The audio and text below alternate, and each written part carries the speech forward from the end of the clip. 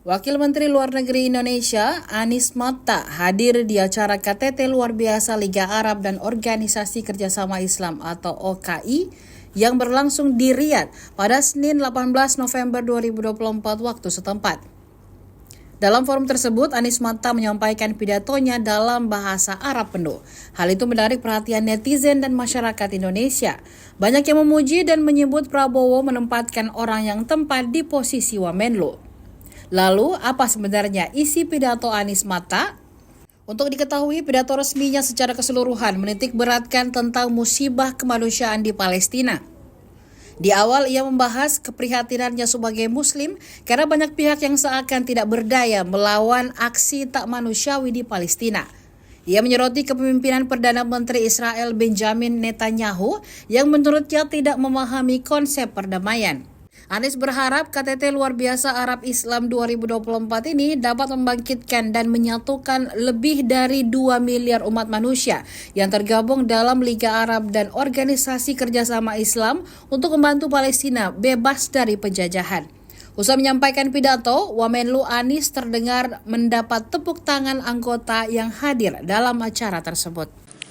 Sahibus Sumuwil Malaki Al-Amir Muhammad bin Salman bin Abdul Aziz Al Saud, Ashabul Fakhama wal Ma'ali wal Hudurul Kiram.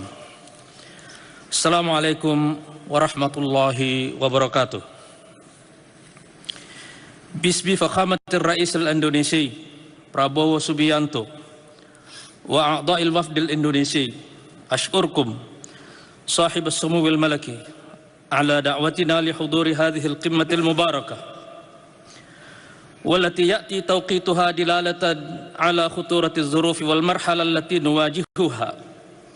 كيف لا وكلنا شهود على هذه المجازر البشعة وتلك الإبادة الجماعية الهمجية لأهل غزة وفلسطين، لأطفال فلسطين، لنساء فلسطين.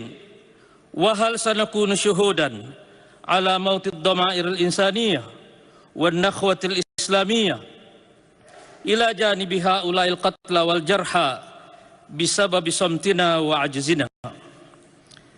هذه القمة غير العادية جاءت كما نعتقد استجابة للتحدي الوجودي لنا جميعا من خلال تنسيق الرد الجماعي من المنظمتين العربية والإسلامية، والتي تمثل ما لا يقل عن 2 مليار مسلم، من أجل تحرير فلسطين بكل ما نملك من قوة وموارد.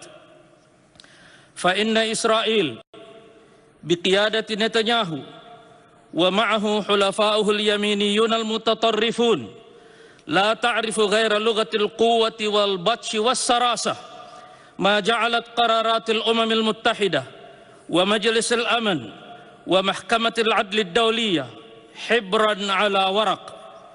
ومن هنا نقول إن على القمة أن تخرج بتوصيات وخطوات عملية تحمل في طياتها روح الرد الجماعي في مواجهة العقاب الجماعي.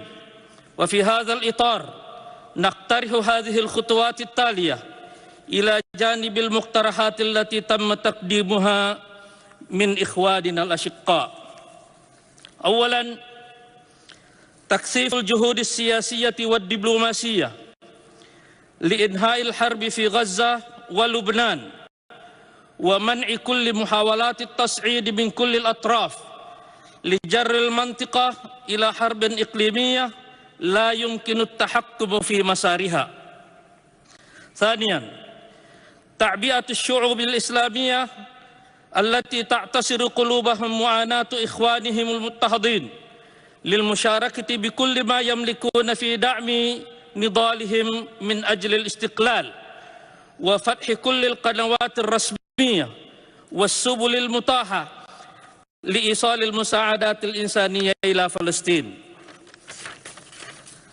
ثالثاً، إحداث موجات من الدعم العالمي لاستقلال فلسطين من خلال توسيع التحالفات العالمية لتشمل الجنوب العالمي وجميع الدول المساندة لاستقلال فلسطين، واعتبار كل أشكال المقاومة من كل الفصائل الفلسطينية في نفس الوقت حقا قانونيا أزليا لكل شعب مستعمر وليس إرهابا، والضغط على كل المؤسسات الدولية لعزل إسرائيل، والضغط على كل المؤسسات الدولية لعزل إسرائيل وإلغاء عضويتها من الأمم المتحدة. ويجب ألا تذهب جرائم الحرب والإبادة الجماعية التي ارتكبتها إسرائيل ضد الشعب الفلسطيني من غير معاقبة. رابعاً، مواصلة قتل العلاقات الاقتصادية والتجارية والاستثمارية مع إسرائيل وكل الشركات المتصلة بالصهيونية العالمية، وإنهاء كل المشاريع الإسرائيلية الجارية داخل الدول الأعضاء، وفي المقابل زيادة حجم التبادل التجاري بين دول أعضاء المنظمتين العربية والإسلامية، خاصة في المنتجات التي تمت صناعتها في الدول العربية والإسلامية. خامساً، رفض كل محاولات التطبيع وإعادة النظر في العلاقات الدبلوماسية مع إسرائيل تماشياً مع مبادرة السلام العربية.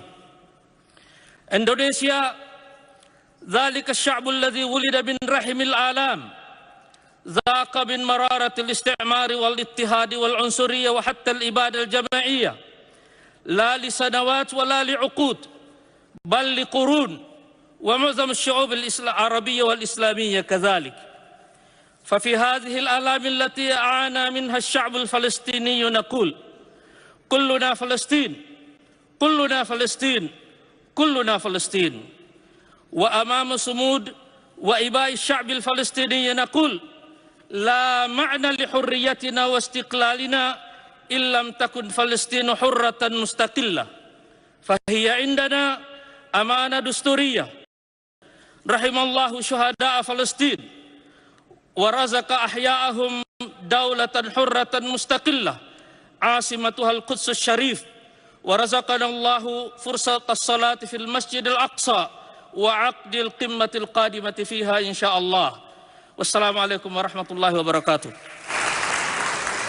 Download Tribun X sekarang, menghadirkan lokal menjadi Indonesia.